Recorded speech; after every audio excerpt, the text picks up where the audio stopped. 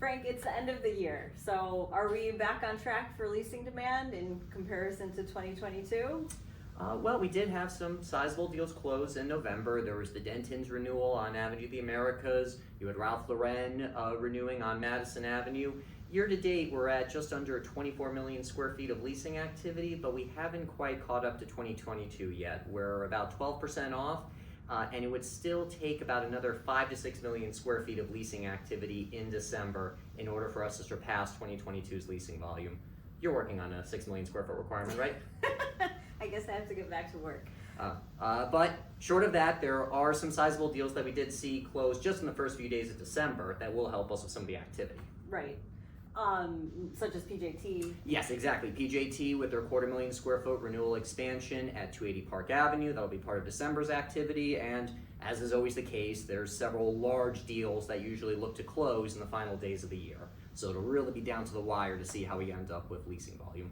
So switching topics, we haven't really talked about time on market before, but just in looking at some spaces for tenant requirements that we have, it seems like the time on market for some of these spaces is really extended. Yeah, it's really expanded.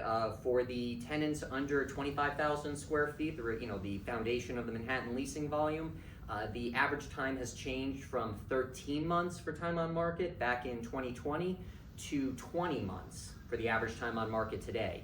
For the larger blocks of space, that's changed from what was about 18 to 24 months on average in 2020 up to solidly more than 2 years on market today. Well, there's always more behind the data. That also included a COVID period, but also doesn't include any free rent. So yes, we'll have to monitor that. So what are you seeing in terms of looking forward into 2024? I know how you love those projections. Yes, exactly. As we look into the crystal ball, well, a few things. Number one, we are at a record high availability right now of about 17.9%. Although we are beginning to see two different narratives emerge, I'd say, in the data. Number one, supply has increased by about 80% over the last 3.5 years, but you also have to look at the year-over-year increase.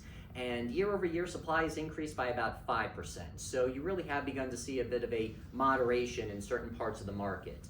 That's not to say there have not been blocks of space that have come on the market. In November, you had 500,000 square feet of direct and sublet space at 1633 Broadway. There was a large block of sublet space at Essex Crossing. So you're still beginning to see supply come on. It's just that you do have to look at the data through a few different lenses.